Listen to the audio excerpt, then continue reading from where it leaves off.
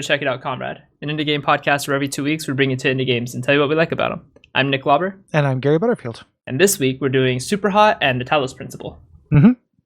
One being the most innovative shooter I've played in years, and one being a awesome puzzle game. Yeah. They both have spoiler sections, so we're going to talk about both games in the first half and both games in the second half. Yeah, it's some double trouble for you guys. Yeah, but we should probably talk about SUPERHOT has, I would think it's, as much as I really love SUPERHOT, I don't think it is saying too much to say that the spoilers for Talos Principle are a little bit heavier. Oh, yeah. Than the ones for SUPERHOT, so we should probably talk about SUPERHOT first. Absolutely. So SUPERHOT, which you guys might remember, we did the sort of tech demo that led up to this game last year. Which was just kind of a web browser game that ended up being super cool because it is an FPS where time does not move unless you do. Or time moves very slowly. Yeah, so very slowly. Some of the stuff we'll probably have talked about before, but we decided that it is worth it to revisit the game. Yeah. Because it is like a full featured product now.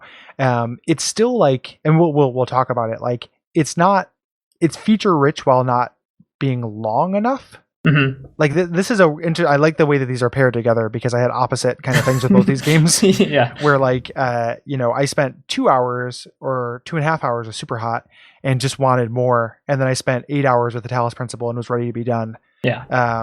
But SUPERHOT ends, but there's a lot of modes. Like I messed around with endless mode. I'm like halfway through the katana only challenge and stuff. So there's a lot of content there. Yeah. It's pretty sweet. It's a lot of Chivo, kind of fishing. Yeah. Which is still all right. Like it's not an expensive game and I had a lot of fun playing it. Yeah. So what, tell me the basics and tell me what's cool about, what do you like about SUPERHOT, Nick? So real quick, just a shout out to John Colbert, who gifted us both copies of SUPERHOT.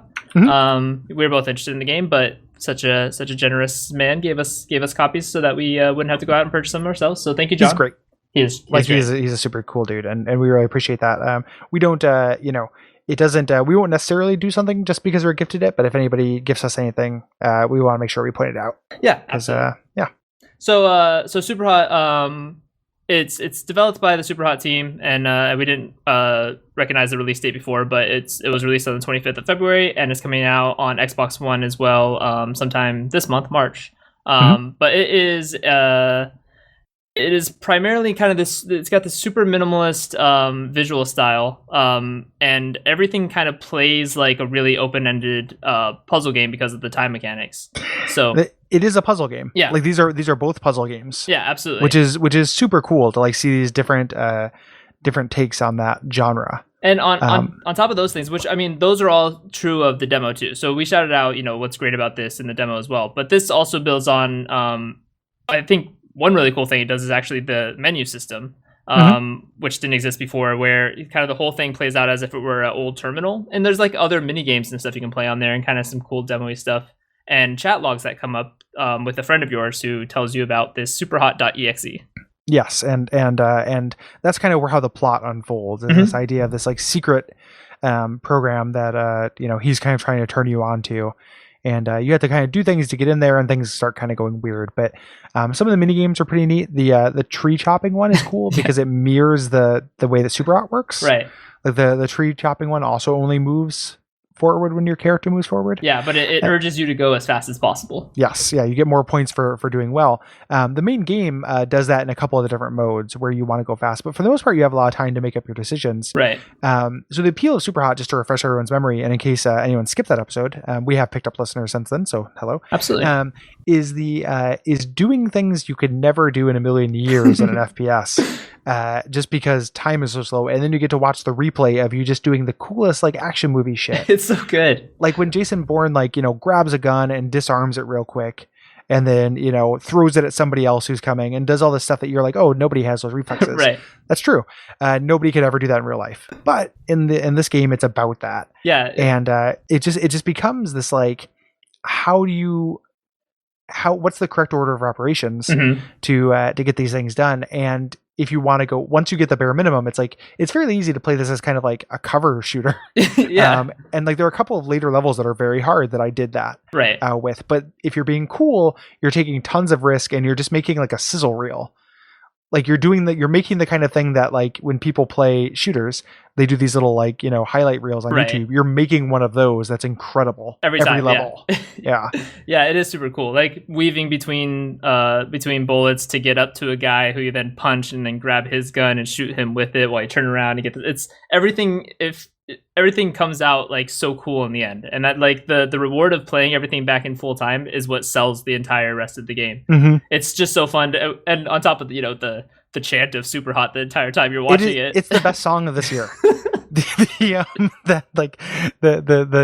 chant that comes with the thing is my favorite song of 2016 because it just feels good because you've done it. Like you get that tension, that release of tension when it happens, and it's like it's not easy. Like it sounds like it'd be easy because time, but the fact that time moves slow makes it hard. And that's like it's so like you couldn't do this where time literally moved where you do, and that might be how the demo was. I don't remember. But because everything moves slow, you still have to be aware, so you have time to do these cool shit. But if somebody gets behind you and shoots you, like they're gonna shoot you, right? Like you have to be really situationally aware. And the big difference between this and the demo is it comes up with a lot of very devious situations. Yes. That are very tricky. Like it has that gentle, like, and Talos Principle does this too. And the example I always use is Portal, where like the game teaches you how to play it by introducing increasingly complicated situations that build on each other. It has this very gentle curve of doing that. Yeah, it is super, especially considering that this only has 10 levels. Like it's not very long, but each one it's definitely more than 10. I don't know how many it is, but it's more than that. It goes really fast though. It's about you. So to do the single player version of SUPERHOT, it's about 2 hours to 2.5 hours. Yeah. So it is very quick, and it's super catching too. Like because everything is so fast, and like even if you lose a level, like it's just like you're right back in it again, going at it. Yep. So everything's everything comes super hot. But no, everything comes at you so like cleanly and like you said, a real gentle curve throughout the whole game that I had zero problem playing this in one sitting. Like it didn't. No. It went by real fast. I ended up playing in 2 just because I got it. I started playing it real late when I was like, I don't feel like playing any of the games I have to play. I'll get ahead on assignment play for Comrade. Right. Because I was sick of playing, some game I was playing for Watch Out for Fireballs, and so I just started playing it. So I ended up playing in 2 sittings, but like it's like an episode of a Telltale thing where it's like this is an afternoon of like treat it like a movie. You can go back to it, and like that introduces the dollar to time ratio thing that I'm not always a big fan of, but we brought it up with Firewatch. And it's kind of a thing here, but this feels endlessly replayable. Yeah. To me, like it's like yes, you get through it in about that much time, but all the challenge modes and then challenges you can come up with yourself, and then the time attack mode, which I didn't get very far in, but is so hard. Yeah. Where you have to do whatever is the quickest possible way to get through it. You have to take risks because you can't take cover. Essentially, you just have to be like a dynamo right through it. One of the things that I noticed, and I don't remember if I mentioned this in the last time we covered this, but I love the way that like the situations and the little as minimal as they are suggest kind of action movies around them. Yeah, like they're all cliches, but they don't spell anything out. Like this actual story has nothing to do with what you're doing inside the simulation, right? Except for like a vague kind of implication that we'll talk about in the second half. But they feel like this is a scene in the middle of a Bourne movie. And you get right into the middle of it too, and then it gives you that text prompt, like the level name essentially. Yeah, that's just like this is the situation you're in. Go. Yep. The one where you're in the elevator, like the three guys with guns, and you're like trapped in an elevator. That feels like it's straight out of like anything. Absolutely. And like I have to take, and it's just like that. Probably out of all the levels, other than the last one, took me the most tries. But by the end, it was just awesome. Like I just figured out the chess. Like the order of operations that solves this. Right. And it's the other comparison I came with it too from playing this one is that it reminded me a lot of Hotline Miami. Yes. Yeah. Absolutely. Yeah. Which I don't know if we made that comparison last time, but like that's the same way Hotline Miami kind of plays like can play like a puzzle game. Right. This does as well. And it takes the same kind of cues in that like if finding the order of operations, then we need to start you over real fast. Yes, absolutely. Like we just did Titan Souls for Bonfireside Chat, and that game was a travesty for that.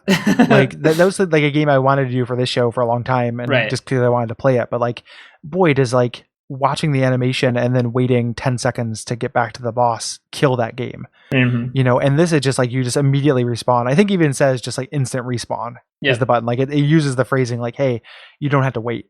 Yeah, and you could hold down the R button. You know, it's an R button shortcut to restart when you died, and you're just kind of watching the commotion go on around you. But anytime in the middle too, when you're like, oh shit, I got in this same bad situation I was in last time, you can just hold it down and restart real quick too.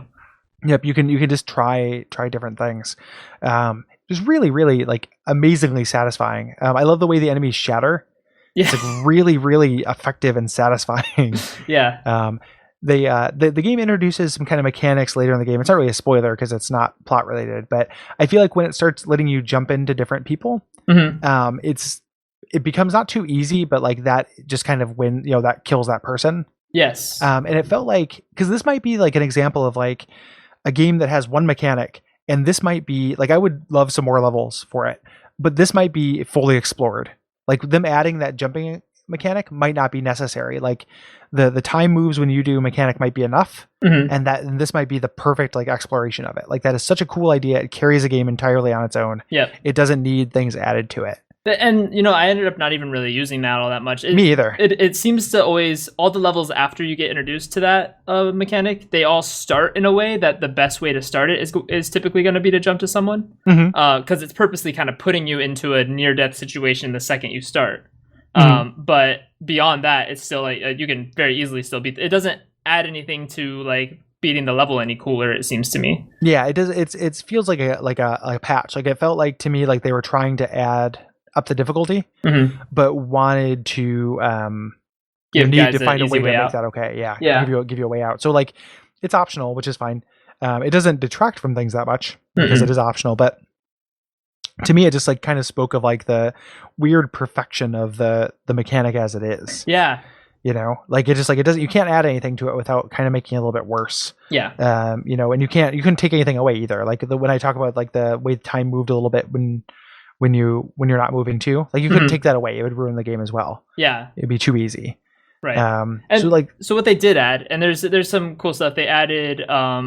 I believe the demo only had guns, so this adds katanas that you mentioned earlier. Did you know you can slice bullets in half? I saw that later on, and this is another thing I wanted to mention that they added is there's a site for sharing your runs as GIFs. Yep. Or like that's so videos. Good. Yeah. Yeah. So like that plus a little storyline around it, which is the story is very simple and doesn't take very long in between each level to kind of just get you along. So that's pretty cool. And then some mix-ups in the change up in how the weapons work out and give you katanas and different weapon types. That's all this game needed to be fully realized. Yeah, it's amazing. It's super cool, and it's fun to watch those because some of the things people have done already are like fucking awesome. Bonkers. Yeah. Like, going to that site's cool. So melee weapons. There also is a bigger. I think these existed before, but there's a much bigger emphasis on thrown weapons. Yeah. Which I love because it just like it adds that suggestion of a story. I'm not just in a featureless background. I'm at a bar. Right. How do I like when shit's gonna get real? How do I make it get real? Some guy's pulling a gun on me. What do I do? It adds that Jackie Chan feel too. Yeah. Like just making use of everything in your environment. Oh yeah, absolutely. Yeah, that's a good point of comparison. And the action kind of feels like that too because it's there's no you just kind of know everything that's happening. And there's no stopping. Yeah, totally. Like which is another Jackie Chan thing. Like nobody stops to deliver. In the middle of a fight, Jackie Chan doesn't monologue. Just the fight ends and then he talks. And here it just switches to SUPERHOT. But the taking melee weapons from people, I think melee attacks are added too, just in general, not just the weapons, but like the punching, to smack somebody and take their gun, and like that's just like so fluid, like taking their gun and shooting them in the head after smacking it out of their hands is like so fluid and satisfying. Like it's really good. What we're saying, all this is coming to, is that this is by far the most innovative shooter I played in years. 100%. It is the most innovative shooter I've played in years, and it is an unqualified recommendation. I think even at this price point, like it will go on sale at some point, like this is the kind of game like that will happen. I think, and then it's a 100% no brainer or 110% no brainer. Yeah. As of now, I think if this sounds cool to you, and you can, if the idea of like a 2.5 hour game that you can replay is appealing to you for $20, 100%. Like also just play the old web one, and if you want more of that, then play this, and you will want more of that.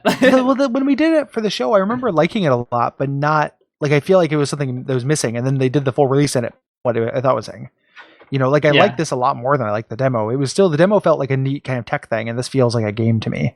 Absolutely, but the demo, like when the demo came out, we knew they said right away that this is going to be eventually a full game. Yeah, and we both, I'm pretty sure in that episode we were both like, I can't wait to see what else they do with this. I really want to see it, and it turned out that like it wasn't like a 1,000-hour campaign, because that wouldn't work for this mechanic. Right. It was a very, very tight, like simple but still pretty cool plot, with this kind of cool framing around it.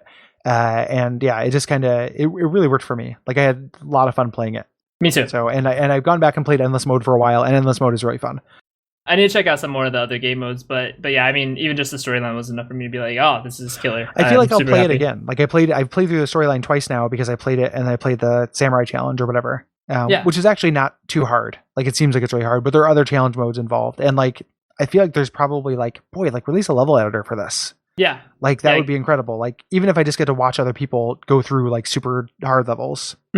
So yeah, I think the one thing they explored a little bit in some levels, but that I think people would explore more if they gave a level editor is cool, like Z level stuff, like jumping down on people and stuff. Well, there's that one where you're on the stairway with the katana, right. And that's great. That is really good, and I want to see more of that. Yeah, that would be really I feel sweet. it doesn't play enough on the game itself. Yeah, and that was one where the game does everything. Like you could do this really cautiously and wait for those people to come up and kind of hit them around the corners, but the game is just like dangling a piece of candy in front of you. It's like you could do that, or you could just jump off and kill these 3 guys with a katana right now. Like it is just like, it is a really good way to make you feel cool while not being that demanding. Like I'm not super good at Twitch-based games, Right. Like that kind of like when people do really good shit in like Counter-Strike or what have you, like it's impressive to me. Or even like Rocket League, right? Like this gave me like really good Rocket League plays are outside of my scope. But Absolutely. This kind of puts that kind of cool kinetic feeling in the hands of anybody. And that's awesome. Super cool. Yep. So we'll have a little bit. We'll talk about the plot in the second half. It's not Shakespeare. It's not super deep, but we'll talk about kind of what happens. Just because it is fun to discover as you go through. Yeah, I feel like they had fun with it, so I want to talk about it a little bit. But let's go on and talk about the Talos Principle. So Talos Principle is a first or third person puzzle game made by Crow Team, the guys who previously have only been known for Serious Sam series. And it is on Windows, OS X, Linux, Android, and PS4. But came out on the major platforms December of 2014. So yeah, it's one of the older games we've done for the show, but it's something that I've been meaning to play for a long time. I like bought it on a sale. It's been highly recommended for a long time. Published by Devolver Digital, the way that they do everything that's worth doing. Absolutely. I don't know how they only pick up good IPs, but they do. They do good work. And so the Talos Principle is a physics-based kind of, it's a puzzle game in the vein of, and this was the way it was sold to me, was I was being grumpy about The Witness because I haven't played that, but like it doesn't look like something I would like. Right. And somebody was like, you should play the Talos, and I was like, I like puzzle games are like Portal, because that's me being grumpy, and I do like puzzle games that are like Portal. And somebody was like, you should try the Talos Principle. Right. And that is like, those are the vibes I got from it. It is definitely the closest thing to Portal since Portal, essentially. Yeah. With a very different tone. Yes. Like it's not funny. It's much longer. I put in like 8 hours into it, and I feel like I was like halfway done. So for my money, it's a little bit long. That's something where we differ. And most people, it's just me. Most people don't think it's too long. It's just me being me. But it's a meatier, more like philosophically dense experience than Portal. Yeah. And more mechanically difficult because there are so many fucking ideas in the Talos Principle. Like that's true. I feel like and I don't mean that in a bad way. I mean like every single, almost every like toy or verb they introduce to you could support like a puzzle game. Yeah, it definitely could. Like, and the way they combine ends up being really good. Totally, 100%. And they do that pretty early. Yes. They start like adding these on, and in the end, you're going to have like 6 or 7 different like objects or ways to interact with the puzzle that all work together, which is very interesting. And some of them just very much feel like, oh, like this is a puzzle game already. Like you get one of the things that allows you to make a copy of yourself and create a recording of what you're doing. So you have to, it's like if you need to be in 2 places at once, that's how you do it. And it's not like, oh, we both need to stand on these 2 pressure plates. It's like this person needs to be doing this while I do this. And that is like, oh, that's a puzzle game. That's the swapper. That's we did that. And that could be a totally different game, but the kind of brilliance of this game is the way that they interact. Absolutely. I think. And weirdly enough, I found this out. The main writer for this game was the guy from the Swapper. Oh yeah, there's a reference to it in an Easter egg somewhere. Yeah, I watched a video of Easter eggs. Yeah, the Crow Team guys who, and this makes sense when you think of them as being the Serious Sam guys, like just designed, 100 puzzles or whatever, like 100 puzzles, and didn't have any linking stuff, and then brought in a writer really kind of late into the process. That's amazing. Isn't that interesting? And the way it works is really like I gotta give, because I didn't love the swapper. I gotta give my put my hats off to that though, because like if you're going to link together a puzzle game, this is a very compelling kind of storyline to link a bunch of puzzles together around. Oh, and it's very clean. Like it all makes perfect sense. Like that, of course, that's how you'd make a puzzle game. A bunch of puzzles. All if you're going to just string a bunch of puzzles together about a robot, here you go. Yeah, I think he made it about a robot. I think he like added it was just a bunch of puzzles that were designed. The developers had a bot that they used to like kind of an AI to test puzzles early on, and maybe that's where the robot thing came from. But it wasn't it was never part of the story. And the writer for the swapper brought in the story, I think, is a guy named Tom Joubert. I believe is his name. That's what it looks like on Wikipedia here too. So and he brought in another guy as well who was a fiction writer. Probably brought all the philosophical stuff. He brought in the AI stuff. Like he had written some games about AI. So it was kind of this mix between like the philosophy of having copies of things, like the philosophy, and then another guy who did like AI stuff. Yeah. And those things put together. Yeah. It's super clean. Like the way the storyline plays out, and there's nothing incredible about it.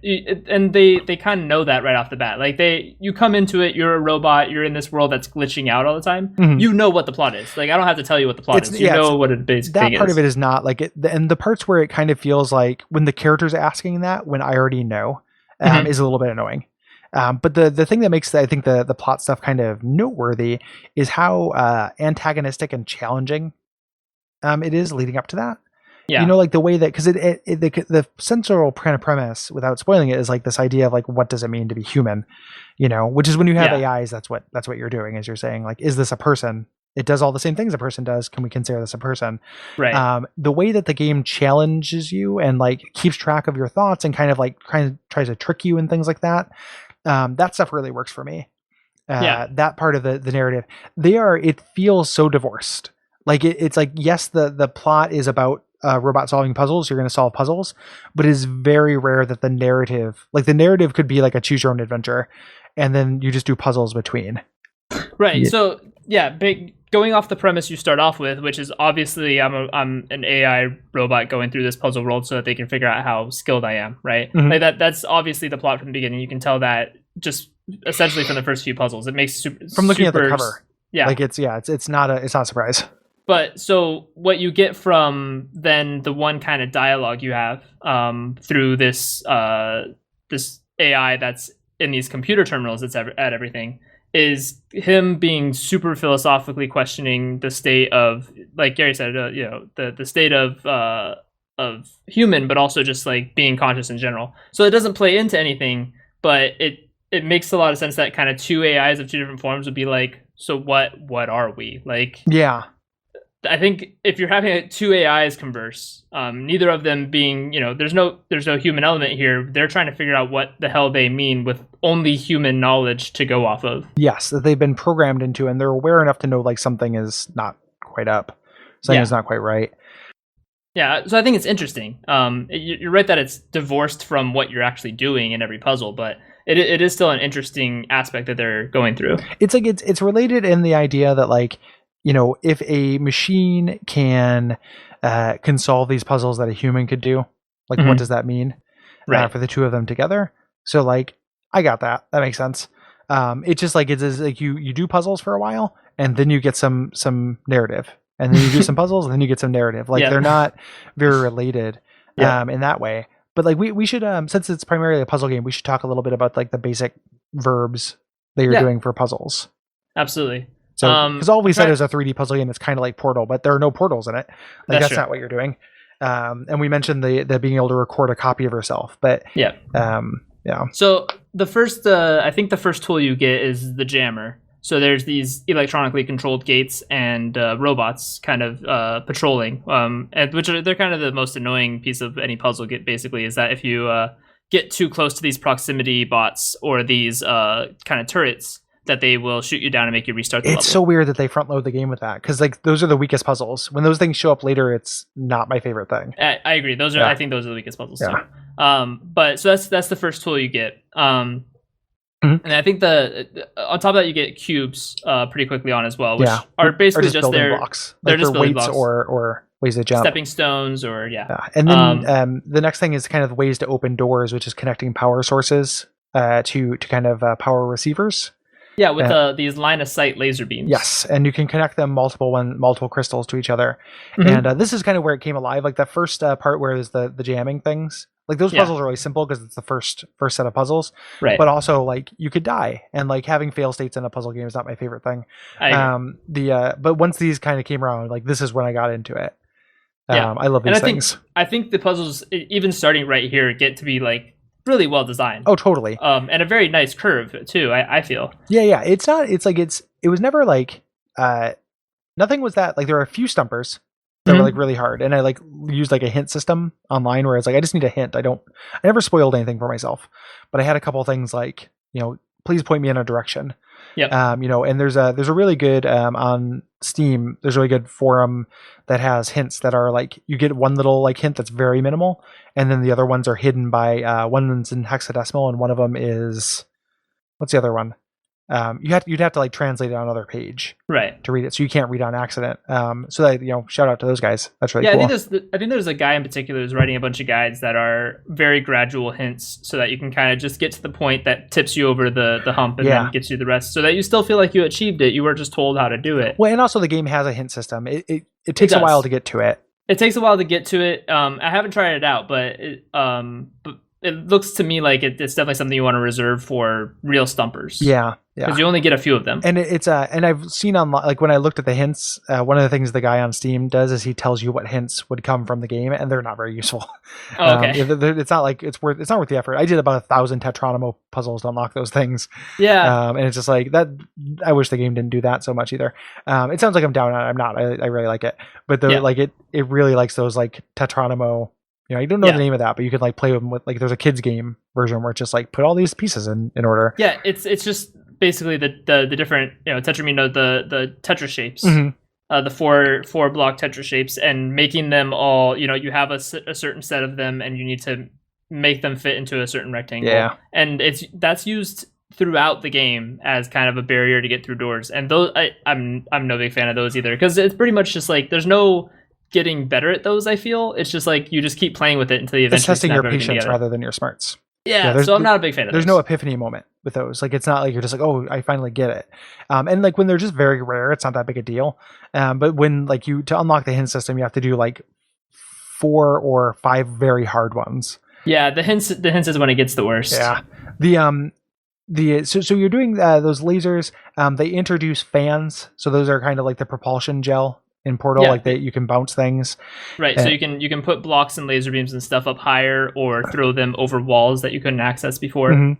That's pretty cool. You introduce like a thing that allows you to put have you carry something. Yeah, like on top of your head. That's the last one introduced after the time recording thing. Oh yeah, because that tool only makes sense when you have the have a buddy thing. with you. So that clock, like Gary mentioned before, you step up to it, you can go do a bunch of actions after you've activated it, go back to the machine, and all those actions will play out again as sort of a ghost version of you, and then you can do different actions with the same tool. So now it's there's a ghost, but it cubes. actually does the stuff. Like it's all the stuff actually happens, and you can interact with all of them in the same way. So if he plants a cube somewhere, you did that previously, you can jump on that cube, it actually exists. Yes. So with that, after that, they introduce a little platform tray thing that allows you to place things on your buddy's head, or place yourself on your buddy's head. And that allows you to access things that would have been higher up, or various other states like that. Yeah, or elevate puzzle elements and things like that, which ends up being a big part. The game, like the puzzles are like wonderfully designed. Absolutely. I think that they're really like none of them. I was going to say before we got distracted by the hint system thing, is like none of them. Only a couple of them are real stumpers. Like most of them, like it is not unusual for me to go into a world and like do each of the puzzles in like less than a minute. Like it's just like this is very like I figured this out. This is very quick to make it happen. Right. But they still all feel good. and that plays into the theming of the game. Like the god character in the game literally says like, does it not feel good when you do this? That's like, yeah, it does. Like, and there's just so many, like there's it's amazing how well they kept with it. Like it's got the same kind of batting average as like a Portal does, or is like Portal 2. Like Portal 1 I think is perfect. There are no bad puzzles in Portal 1. Portal 2 has a couple bad puzzles. The Talos Principle has a couple bad puzzles, mostly having to do with like reflex based things. There are some reflex-based things, and anything that involves those proximity guides, especially later in the game where they try and really stump you with them. It's not that they, for me, I'm sorry to cut you off. For me, it's not that they stumped you with them. It's that they're at the end of long chains of things to do. That's true. So you end up having to do the whole thing again after just like, I accidentally hit one key a little bit too much and got within this thing's very vaguely defined kill zone. Right.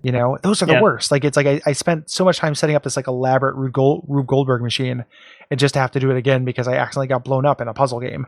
Yeah, I mean it is obvious that it's a circle around the guy within a certain proximity that his laser beams are showing, but he's also constantly moving all the time. Yeah. So it's not easy to avoid that most of the time. And you have to be you're doing other stuff, so you're not watching him. But some of them are particularly vicious on that are mainly like. There's two that are at first they're kind of just going in the same path on either side of some central path that you could walk between, but there's no gaps, so you have to like freeze one up long enough to create a gap. Them. And we'll talk about stars in a little bit, but there's one puzzle after you are doing some star stuff that is really heinous in that there's like 10 of them, and most of them you kind of have to like navigate in that same way where you're like trying to get them to stagger, and then you're navigating and unlocking gates and then running back into a safe area again and then going through that gate, and you have to bring a jammer like throughout the whole puzzle. It's really vicious, and I know that like I looked at it for a long time, like that's the way it's meant to be solved. All you have is 2 jammers and a bunch of orbs and gates, so fuck those ones. Like that's the one puzzle element that I just have no keenness for. There was no good puzzles except for the one where you ride one of them. The one where you ride one of them is great. Like figuring that out was really fun. Yeah, because it's like, oh, okay. They have no vertical detection. Yeah. Like those ones. There's one like about halfway through where the point is you have a bunch of jammers and you get up on high ground and you can look down on like kind of a labyrinth. Right. And that puzzle made me mad too because like what it just meant was running back and forth a lot. I would see a door, but I couldn't really know where it was until I was down there. And you can't bring the jammers down there with you. Right. So that just felt like it was testing my patience. But like, there's only a couple puzzles that feel like that. It's a real triumph how many of them feel like really well designed puzzles. Because there's like Gary said, the length of this is long, and there's a lot of puzzles in this game. It is. And I mean, think of it. Like I'm 8 hours in. I feel like I'm at the end of the second world, and I know there's like a final world after the third world. Or I'm not. I'm past the end of the second world. I'm like near the beginning of the third world. But like, I just have so much left, and it's like 8 hours is a long time. Like. To me, to sustain this kind of game, and again, that's just me. But like, there's a lot of content here, a lot. Yeah, the fact that the puzzles are so good, and Wikipedia says over 120 puzzles. Some of those include the star stuff, and Tetronymus too. Yeah, and Tetraminos. So a lot of it's not the base mechanics or extra stuff for you to go out and search when you really are really into this game. But the puzzles are so clean that if this is striking your fancy. For the most part, it feels like you just have a lot of really good content for the money. And that's pretty much what it felt like to me. I was like, oh, I got a lot of good stuff. It never felt like, at least they spread out the ones that are difficult or overly difficult or overly irritating enough that the vast majority of the game just feels really good from start to finish. It does feel really good. I think the reason why I ended up abandoning it, because for the show, for what we're recording now, I haven't beat it yet, was just I wasn't enjoying playing it on a deadline. That makes perfect sense. I can't chug this game. Like I would sit down and play it, and I would do each world is broken up into numbered kind of areas. 7 levels per world, and I could do like 2 levels, and then it's like I'm done for now. Like I need to go walk away. I wouldn't get stumped. I would just be like, I would walk into a new puzzle.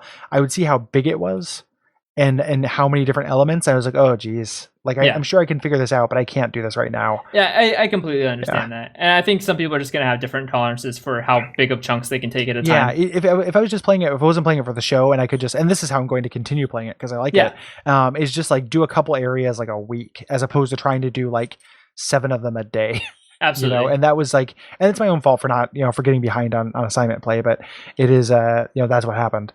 So that was really my only thing. Like I like a smaller chunk kind of puzzle game. Understood. Yeah. You know, I like, in my mind, between this and SUPERHOT, like I like, you know, begging for more rather than stopping playing it, you know. But it's not because it does anything wrong. Like, it's all super great content. It's you know, it's really good. It's like really good. Yeah, so it is. Hopefully that, you know, made it make sense. It's hard to explain puzzles, but it is definitely recommended. It's a full priced game. It's $40. It goes on sale a lot, usually for like 33% off. So it ends up being like $23. Or I think I ended up picking up it for like 15 during the winter sale or something. Or maybe I was gonna say 27, but yeah, 15 is really good. I think even if you like this kind of game, if like you're a puzzle dude, like you probably have already played it. But if you haven't, like, this is the game for you. I think you'd really like it, and it's probably worth $40 because it is a lot of content. This was a game that's been on my radar forever, and I just never got around to it. And like, I knew I was gonna like it, but by the time I finally got to it, I was like, holy shit, why haven't I played this already? Yeah, it's very good. It's really good. Yeah, I think that's pretty much all I think we want to talk about before spoilers. Maybe one more thing. There's also kind of storyline based stuff. There's QR codes kind of left around by previous AIs, and that's kind of cool. Yeah, I found one of yours. Yeah, you can find paint buckets. Yeah, you can find paint buckets. Leave you get to select from pre-set up messages. Very Dark Soulsy. It's not nearly as robust as Dark Souls' pick system. You basically have, like, I don't know, 25 phrases you can pick from. It's not helpful at all. It's not helpful at all. They don't do anything. But you get to leave your mark on the world, which is kind of cool. Yeah, which is it's a novelty. It would have been giving that a more robust vocabulary. We could actually give hints for other players. I think that would have been cool. If you constructed the vocabulary in a way that you couldn't give away the solution. Yeah, you know, I think that would have been cool. But there's like one of those, and it's have you tried crossing the beams, which is never useful for anything. It's so weird that, like, there's just one of them that is, like, you know, actually a thing. Yeah. There's also a DLC for this called The Road to Gehenna. That we will probably cover at some point this year. Yeah, I definitely want to play it sometime soon. So I'm sure I'll make you do it some point so we can cover it. I would like to finish the main game, so that means this could be in 6 months. But I would like to, and also that gives us a break too. But I would like to cover that at some point as well. 100%. So yeah. So let's get into some spoilery stuff. But first, admin things. You can always find us on facebook.com/checkitoutcomrade or twitter.com/comradepodcast and come hang out with us. Follow what we're up to. Each episode release will be posted there. Yeah. If you want to support the network, the show and the network financially, you can go to patreon.com/Duckfeed.tv and do so. That is a huge help. I want to bring a quick shout out to something that's coming up, just because it needs to go up on every show, and all the details are not in place at this time of recording. But check out the Duckfeed.tv, because on the weekend of the 25th, some members of the community are doing a charity live stream. This is pretty much the cutest thing I've ever heard of. It is. I saw the announcement. I hadn't heard of it before that, and I was so enamored. It made me like blush with just the biggest smile. But yeah, I reached out to Sporky. He's got all the slots filled, so we are gonna have a whole weekend of community guys streaming stuff. Benefiting Transactive, the same thing we do for Duckstream. Yep. So just a kind of a spring version of that. Cole and I are not as I'm going to do a Quiplash for a couple hours on Saturday, but we're not as heavily involved. Yeah. But it still sounds super cool. There's a Rocket League tournament in there. There is Spurky is doing, like, I think that he's doing like a full, like, pretty long, like, JRPG kind of thing. Nice. Like they're doing some different kind of stuff that we didn't really stream, which is super cool, and it's for a great cause. So details will be if you go to Duckfeed.tv, you'll be able to see something on the front page there probably by the time this comes out. And and if you're able to give, do so, and if not, join in, watch, and kind of lend your support. Yeah, so much love to the Duckstream community. This is it's the cutest, most amazing thing I've ever seen. I can't believe you guys are doing this. Yeah, it's very, very awesome. And it's not like we didn't say like, hey, why don't you guys do this? Right. Like, they just came and said, hey, would you mind us? Essentially all me and Cole are doing are like loaning the duck prefix. Yeah. And talking about it on the show. It's cool too, because we'll end up doing it. We'll give it to Transactive right away, of course. But then this is adding up to our yearly total, so maybe we can finally knock OHSU out of the running for the biggest donor. Absolutely, that's our goal for 2016, is to be the biggest donor to that organization and beat out the Oregon Health and Science University or whatever. If we beat out this massive collection of buildings on the hill in Portland. The biggest science and medical college in Pacific Northwest. Let's see if we can destroy them. And if we can't do it by making us gain more money, we'll do it by making them gain less. But yeah, so definitely go to Duckfeed.tv after you hear this and check out that and support if you're able. Yep, and really tell your friends, rating reviews on iTunes. You guys know the drill. Let's get into some spoilery stuff, Gary. Let's do it. So let's. I mean, there's a little bit less than we thought. Like, because you're right, in the Talos principle doesn't really hide it. Like, you can figure it out if you're not an idiot. Right. So there's maybe a little bit less than I thought there was. But let's talk about SUPERHOT real quick. Absolutely. And then you can tell me what happens at the end of the Talos principle. Sure. So SUPERHOT. The plot line stuff is kind of cool. So you start getting chats from someone who knows you're running the EXE, and your friend kept giving you a couple different cracks at first. But then when you try and type at him about what's happening to you in the game, it's replacing all your words. It's real cool. We're doing a game at some point called Pony Island that does the same thing. Nice. And it's such a cool trick, like where it's like my finger didn't do that. I like that a lot. But yeah, so Gary, what happens when as the plot continues and this mysterious people keep chatting you at? So the organization, the people in the machine or whatever, started hinting at like you don't really know what you're doing, you don't know really what's happening.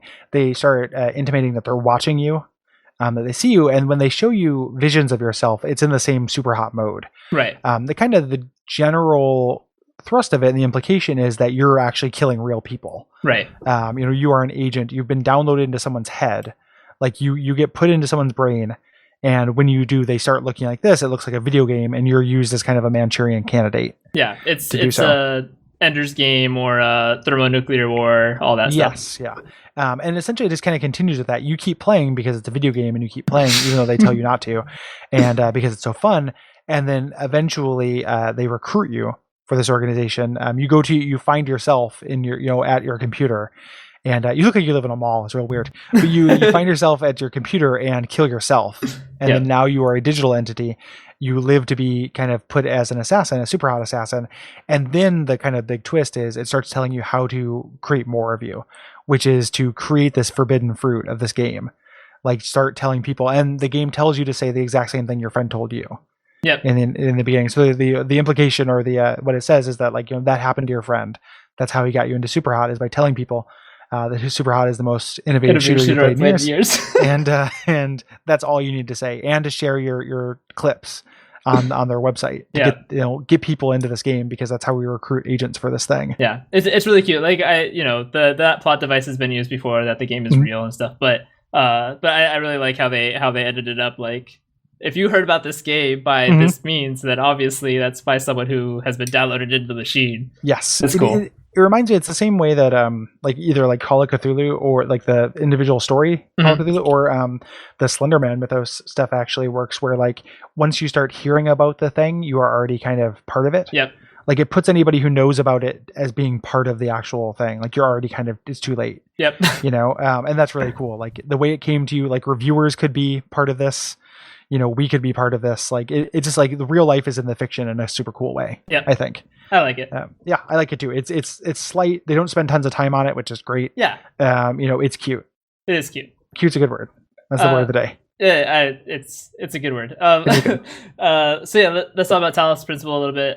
So yeah, the story's divulged to you over time. I mean, you get the general gist of it, that you're obviously an AI kind of going through a training course to see what your progress is. And you can see QR codes of like guys who didn't make it, like where they ended.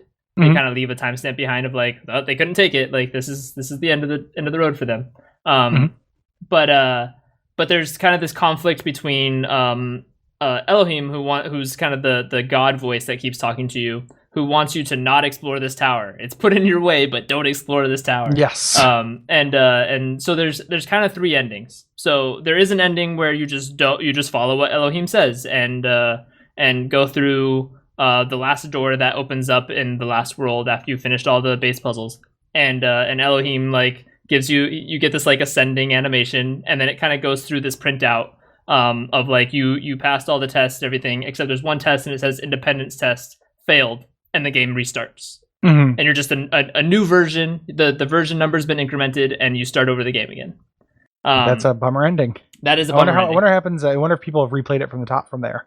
To see if anything's different. As far as I know, nothing's different. That the point of it is, and you can always go back to your last saves. Is the point. So you can always restore your saves from previous. So the point is to be like, for you to notice that it says your independence module failed, and that means you're just going to go through the cycle again. Yeah. So obviously, despite Elohim keeps telling you this, they're testing to see if you'll go to the tower, because that's what you're supposed to actually do. Yeah, it's another puzzle. You're supposed to disobey. So then you do the tower, and each floor of the tower has its own puzzle. It has one like game-like puzzle, kind of tends to be a fairly difficult one, and then a fucking Tetra Nemo, and then. And as you get all the way up to the top of the tower, while Elohim's kind of yelling at you, you actually have to go ascend the tower. Ascending the tower is its own one big puzzle at the top with some of one of the AI that you keep seeing QR codes from is locked in the gate, and if you use a jammer on it, it's kind of a co-op puzzle that the AI is helping you complete. And then there's another AI that's actually on Elohim's side trying to fuck up your progress a little bit. So I saw that on online. What does he do to fuck up your progress? There's just like a couple things where like you have a very clear shot to point this laser at a receiver to open a door for your buddy, and then they like flip a switch and it blocks the way, and now you have to go find another way to do it. It's obviously built into the puzzle, and he's just like using tools available to him, but it is pretty funny how it plays out, because you just see an AI like fucking with all your stuff. You're like, God damn it! All right. Gotcha. But then you make it to the top, and then Elohim kind of talks to you and tells you, hey, obviously this is what you're supposed to do. I kind of got a little worked up and didn't want this to end, because you finishing this means it's over, essentially.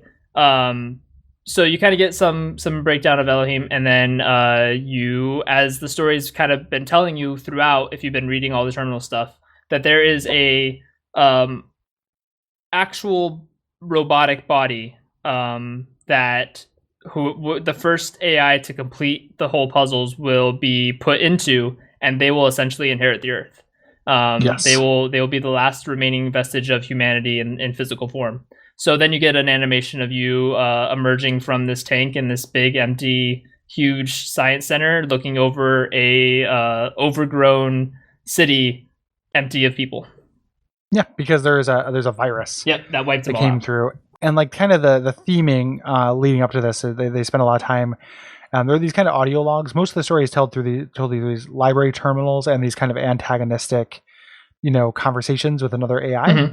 But there is this element where there are people kind of waxing on and are sad about this idea of like leaving, what's left behind, right? Like what happens when we die? That's it for us, and how do we know other civilizations by their works? Like what can we do to like make this continue to be a thing? Yep.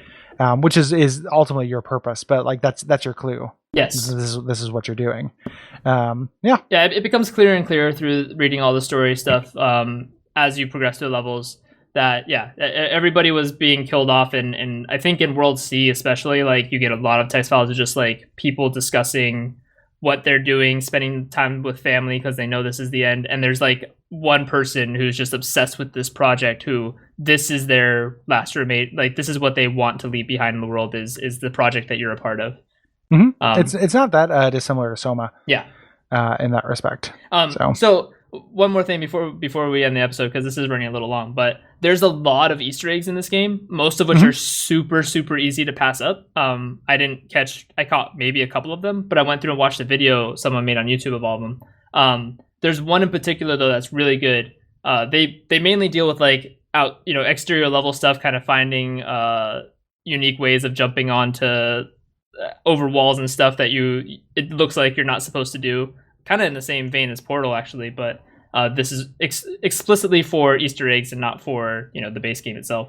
But there's one where you get down into this. You have to find a crowbar, and you can break your way into something. Half-Life reference with the crowbar. You get in, and there's a bunch of boxes. There's like the companion cube references to other games and stuff. But one of them is a serious sandbox that is exposed, and when you hit it, a cat comes out and runs off into this little hole. If you found that Easter egg during your run, then that ending cinematic of you emerging from the tank and going exploring the world, it matches the cover art. You're holding a cat. Oh, that's because I know that was on the cover. That's not there in the game unless you discover this particular Easter egg. That's cool. Yeah. I dig that. Some of the other ones are like other video game references too. A lot of references. There's references to the Swapper, tons of references to the Serious Sam series. I got a whole playthrough and didn't see one like immersion breaking Easter egg the entire time. But there's so fucking many of them if you're looking for them, which is incredible. Like how they managed to blend those two of having a ton of Easter eggs, but all of them be just out of sight enough to not see if you're not looking for them. They're very hidden. I think that one of the things, and this is the game. There's a lot of space between everything in the game, and it was like that was enough to discourage me from doing that much exploration. Really, like where I just like didn't want to like just explore big empty spaces. After the first couple worlds, you pretty much ignore it. Yeah. So eventually it becomes, makes more sense to do it. Yeah. Or it makes sense to hide things there rather, is what I mean. And a lot of that space is used up for the star puzzles too and things like that. But yeah, so some of the Easter eggs are actually incredibly plain sight if you know where they're supposed to be. So good job, guys. Like there's some really good level and puzzle design. I'm a big fan of this. It's pretty neat. I'm gonna watch that Easter egg. There's like a 5-piece video that one guy did. One for A world, B world, C world, and then 2 that are kind of ones he missed and stuff that's kind of overworld. Yeah, I will definitely check that out because that's pretty rad. It's crazy, yeah. Into it. I like it. It's real good. I'm looking forward to playing the rest of it. I don't feel like that bad about having the story stuff spoiled for me. Like I already know it's neat. Yeah, I don't think you missed out on anything. Yeah. And the puzzles themselves and the gameplay itself. You can't really spoil a puzzle without knowing the solution. Yeah. Like you can't knowing the context around a puzzle doesn't often spoil it. Exactly. So, yeah. Cool. All right, guys. We will catch you next time. Thanks for listening. Yep. Good night.